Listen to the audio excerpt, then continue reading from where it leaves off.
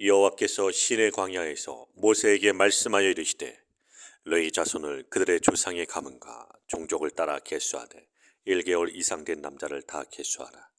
모세가 여호와의 말씀을 따라 그 명령하신 대로 계수하니라.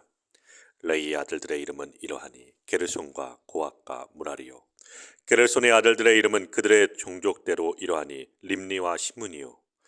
고앗의 아들들은 그들의 종족대로 이러하니 아므함과 이스라엘과 헤브론과 우시엘이요. 모라리의 아들들은 그들의 종족대로 말리아, 무시이니 이는 그의 종족대로 된 레인의 조상의 가문들이라. 게르손에서는 림니 종족과 시므의 종족이 났으니 이들이 곧 게르손의 조상의 가문들이라. 계수된 자 곧 1개월 이상 된 남자의 수요 합계는 7,500명이며 게르손 종족들은 성막 뒤 곧 서쪽에 진을 칠 것이요. 라엘의 아들 엘리아셉은 게르손 사람의 조상의 가문의 지휘관이 될 것이며 게르손 자손이 회막에서 맡을 일은 성막과 장막과 그 덮개와 회막 휘장문과 뜰의 휘장과 및 성막과 제단 사방에 있는 뜰의 휘장문과 그 모든 것에 쓰는 줄들이니라. 고앗에서는 아므람 종족과 이스라엘 종족과 헤브론 종족과 우시엘 종족이 났으니 이들은 곧 고앗 종족들이라. 계수된 자로서 출생 후 1개월 이상 된 남자는 모두 8,600명인데 송소를 맡을 것이며 고앗 자손의 종족들은 성막 남쪽에 진을 칠 것이요. 우시의 아들 엘리사베는 고앗 사람의 종족과 조상의 가문의 지휘관이 될 것이며 그들이 맡을 것은 증거궤와 상과 등잔대와 제단들과 성소에서 봉사하는 데 쓰는 기구들과 휘장과 그것에 쓰는 모든 것이며 제사장 아론의 아들 엘레아살은 레인의 지휘관들의 어른이 되고 또 성소를 맡을 자를 통합할 것이니라. 무라리에게서는 말리 종족과 무시 종족이 났으니 이들은 곧 무라리 종족들이라.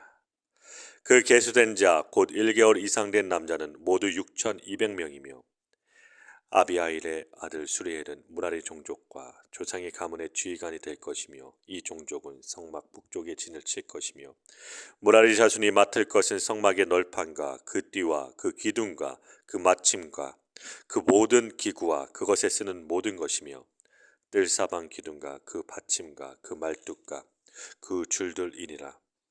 성막 앞 동쪽 곧 회막 앞 해 돋는 쪽에는 모세와 아론과 아론의 아들들이 진을 치고 이스라엘 자손의 직무를 위하여 성소의 직무를 수행할 것이며 외인이 가까이 하면 죽일지니라. 모세와 아론이 여호와의 명령을 따라 레인을 각 종족대로 계수한즉 1개월 이상 된 남자는 모두 22,000명이었더라. 아멘. 오늘 말씀에서는 레위 자손의 가문과 직무에 대하여 말씀하시고 계십니다. 레위인들은 군대도 가지 않으면서도 오직 성막을 관리하는 일에만 전념했습니다. 그러나 광야 성소가 이동 성소라는 점을 생각하면은 레위인들은 평생 상당히 무거운 짐을 날라야 됐을 것입니다. 이 때문에 레위인의 직무는 30세부터 50세까지로 한정해 두었을 것입니다. 레위인들은 광야 생활을 하는 동안 끊임없이 성막을 조립해서 세우고 구름기둥과 불기둥이 움직이면 즉시 성막을 해체하고 운반하고 구름기둥과 불기둥이 머무르는 장소에서 재조립을 해야만 했습니다. 물론 뜨거운 햇살 아래 성막의 조립과 운반과 재건의 과정을 거치는 동안 보수와 유지의 책임도 감당했을 것입니다. 14절부터 20절 말씀에서는 레위 자손들의 가문에 대해 소개하고 있습니다. 이스라엘의 인구조사에서 빠졌던 레위인들의 숫자를 세고 있습니다. 하나님은 특별히 레위인을 일반 이스라엘 백성과는 다르게 계수하도록 명령하셨습니다.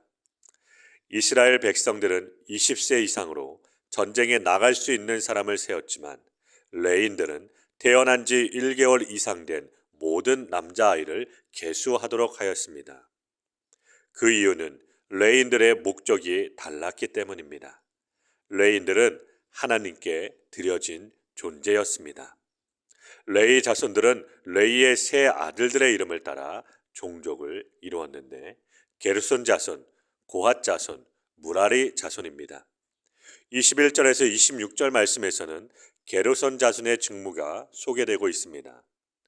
게르손 자손이 처음 소개되고 있는 것입니다. 게르손 자손은 성막의 뒤편인 서쪽에 진을 쳤는데 이 점이 특이합니다.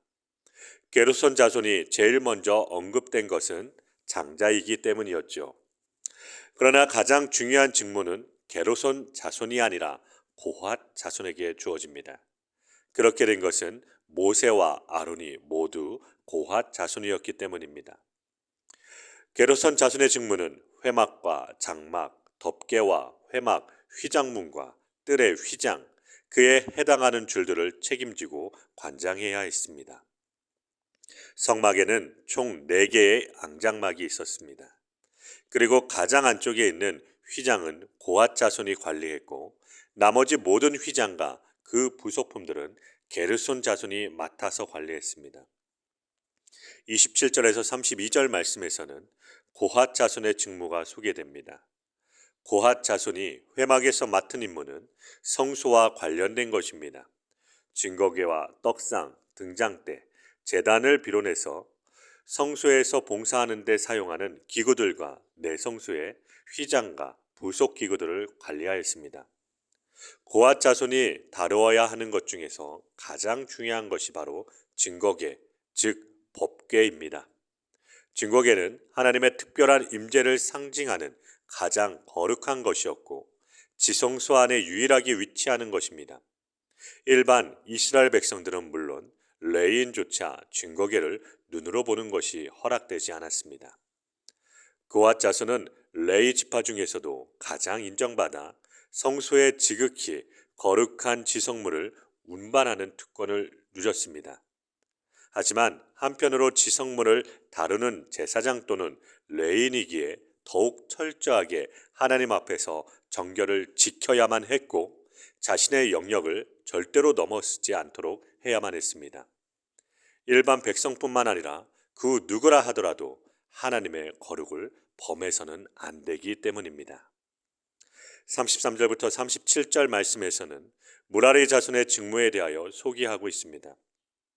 무라리 족속의 주요 직무는 성막의 외벽을 형성하는 널판과 띠, 기둥과 받침, 그리고 모든 기구들과 그 것들을 묶는 줄이 포함됩니다.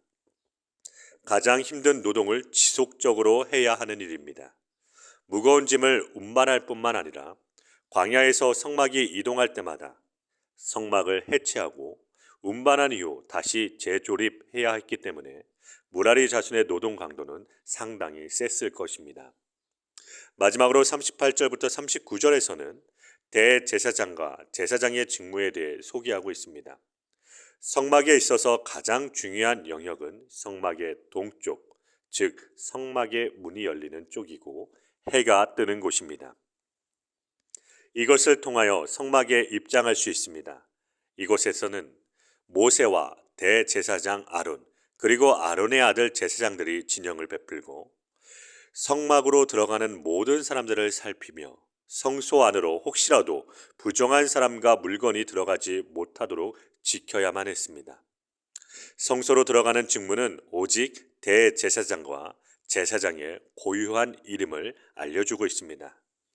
오늘 말씀을 통하여 우리는 레위인들은 전투에 나서는 대신에 회막을 지키고 관리하고 운반하는 일을 맡았음을 알게 되었습니다. 회막 중심의 공동체에서 그것은 전투만큼이나 중요한 것입니다.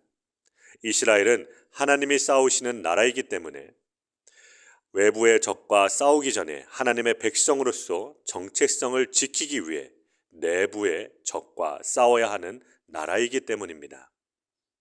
내부의 적과의 싸움, 즉 거룩과 정결을 지키고 말씀에 순종하기 위한 싸움에서는 레위 지파가 선두에 서고 외부의 적과의 싸움에는 유다 지파가 선두에 섰습니다.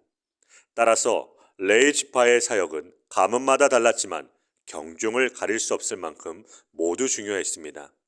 단순하지만 전문적이고 일상적이지만 거룩한 일이었습니다.